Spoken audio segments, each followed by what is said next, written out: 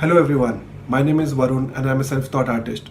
Today I'll take you through the art materials that I use on a day-to-day basis to create my paintings, portraits and a lot more other artworks. So this is one of my easel stands. It's a 5 feet long stand. I have one more which is a tabletop, but I don't use it frequently. This is the one that is my favorite. So I have built a contraption as well. As you can see here, this is a collapsible table and supported by hooks on both the sides. A plastic container here to keep my brushes, and on the table I can keep my paints, brushes, my phone, etc. And there's a hook for the rack cloth as well.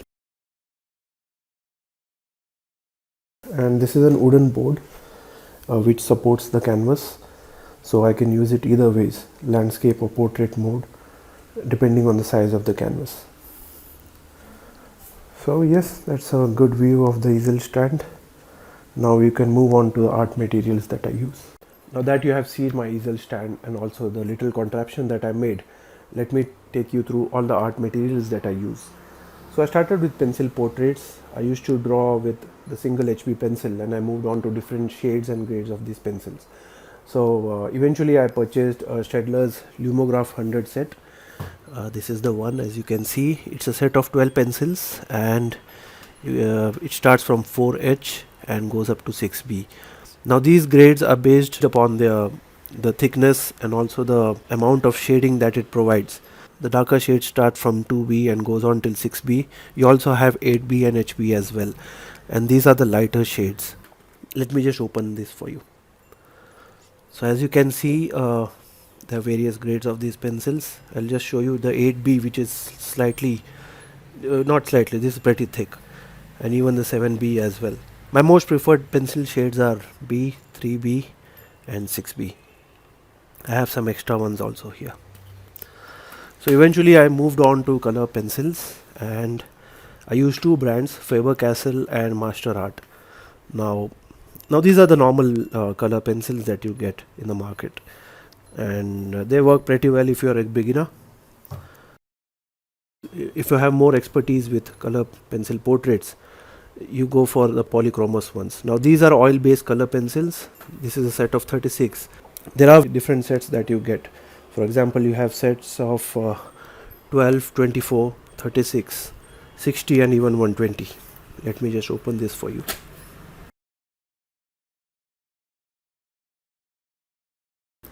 So as you can see, this is the complete set of the polychromos pencils, and they work differently, as in when you draw a portrait using these pencils, the colors blend with each other. They actually act like oil paints, if you have tried oil paints earlier, and it gives a very beautiful rendering to the artwork that you make, be it portraits or landscape or whatever art that you're creating. I love them especially, and I use a lot of these for especially portraits. So if you're using a pencil, you also have to use a sharpener and a set of erasers. This is a non-dust eraser. I also use kneaded eraser as well. This is a pretty new one by Artist Loft, and this is a used one. I have been using this for past 6-7 years now, and it's become pretty old and I have to discard it. So as you can see, it's become pretty hard. Usually it should not happen like this. A new one is very soft, but as and when you start using it and you keep as it keeps absorbing the lead from your artwork, it tends to get very hard, and I'm struggling to knead it right now. So time to use a new one. And yes, this is a sharpener that I use. So moving on, so I used to use color pens to render color caricatures, and as you can see, I have a set of 12. This has all the necessary colors. I also have some loose ones, orange, red, green, blue. So I also have this set of technical pens by Brustro, and they have these various tip thickness for various requirements. You have 0.1, 0.2, 0.3, 0.8, 0.5 and also 0.05. So moving on to my most favorite medium, that is paints. So now I'm using both acrylic and oil paints as well. Acrylics I started using 3 years ago. I paint portraits, still life, and landscape with it. And recently I started with oil paints as well. So as you can see, this is the artist oil colors. But before going here, let me just show you the various types of acrylic colors that I use. Now the ones that you see here are heavy body acrylics.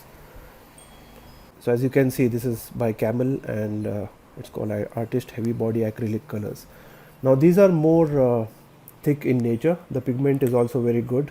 It's very strong, and they are like a paste, a very thick paste.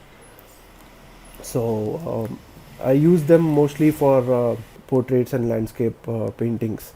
And these are the normal ones that you get from Camel itself. These come in a different type of tubes, and I buy a lot of these loose colors based on my requirement, including the bigger tubes of black and white.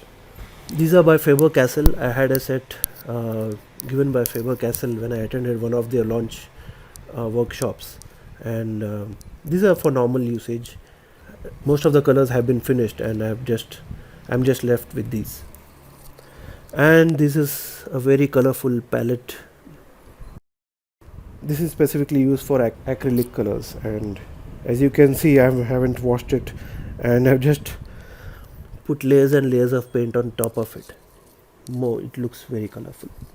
Now coming to the oil paints, I use Camel Artist Oil Colors, and let me just open it for you.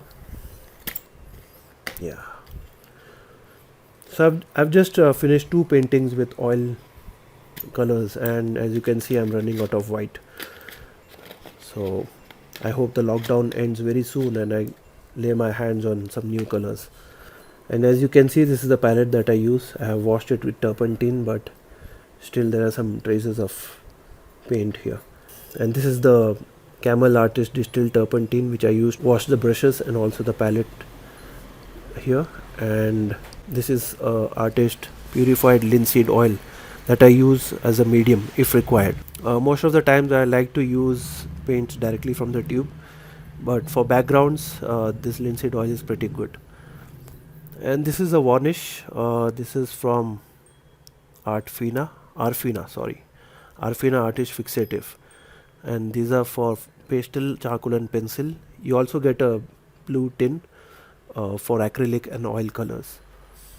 And this is from Camel. It's a picture varnish for oil colors, so you have to apply these with a roller or with a brush. So this is the complete paint set that I have in both acrylic and paint mediums, oil paint medium.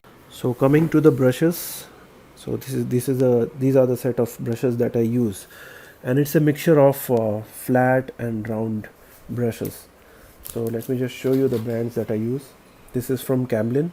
This is a set of synthetic gold brushes, flat brushes. As you can see here, this is the one, this one, and I also have a set of Daler Rowney, and these are professional artist brushes. As you can see, the bristles are very hard compared to the synthetic ones, and this is the complete set, as you can see. And let me just take you through the palette knife set. So these 5 are from one single set, and this is separate one that I had purchased. So as you can see, this is number 1, 2, 3, 4, 5. The length increases as the number goes upwards. I'm yet to use a palette knife with oil paints. That should be fun. Now coming to some accessories that I use. These are clamps which I use to clamp a particular canvas. If I'm using a flatboard canvas, I have to use these clamps to put them in place. And yeah, if you are an artist, you must be using a couple of gadgets that assist you while you're painting.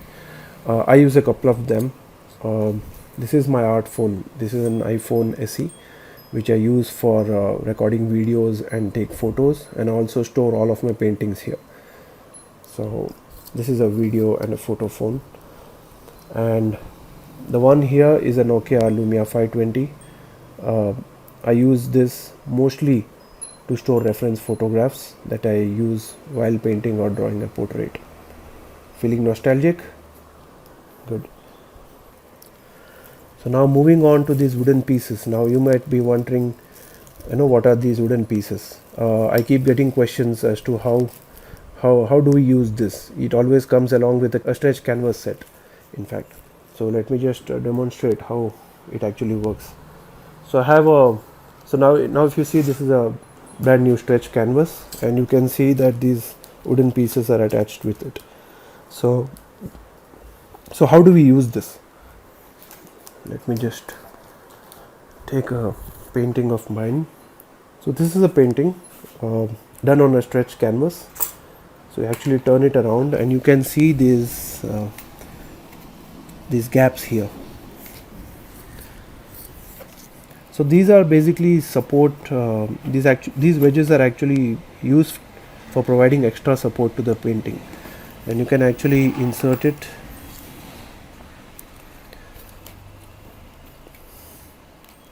You can insert these as well.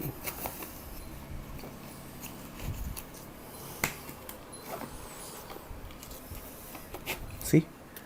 So that's how it works. So you have these on all the four sides, here as well, and also here. So that's how it works.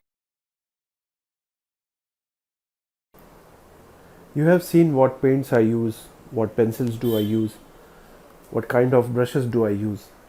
But I would also like to take you through papers and canvas that I use. If I am doing a pencil art on paper, I go for this artist pad, which is a A3 size artist pad. It's a 50-page book, as you can see here, and it's a 170 GSM. That means it is a medium grained paper. It is suitable for watercolors, acrylic, graphite, pen and ink, colored pencil, marker, pastel, etc. But I mostly use it for pencil portraits and pen caricatures. Yeah, that's a pen caricature that I had done.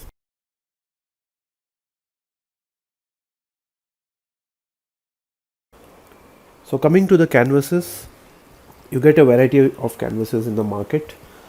These are the most common ones. This is called a flatboard canvas. It has a cardboard behind it, and these are pretty much cheaper compared to the stretch canvas. This is a stretch canvas. As you can see, it has a wooden frame, and these cost more compared to the flatboard canvas. But if you want to do a painting and then directly hang it on the wall, then stretch canvases are the best. For flatboard, you'll have to attach a hook behind it and then, or either frame it. So now you also get canvas sheets in the form of a book. This is a 12 by 16 inch canvas book. It has 10 sheets. So these you can use, you can paint on them, and then if you want, you can frame it. I use this for commission works. I also have a rolled canvas sheet. This is a 24 inch by 5 meters, and I use it mostly for commission works. So if I have to ship it outside to another city or country, then I have to paint on this. Basically cut it to the size that I want, paint on it, and then ship it. Thank you so much for watching this video. Please send me a message if you have any questions or queries. Stay safe and keep creating.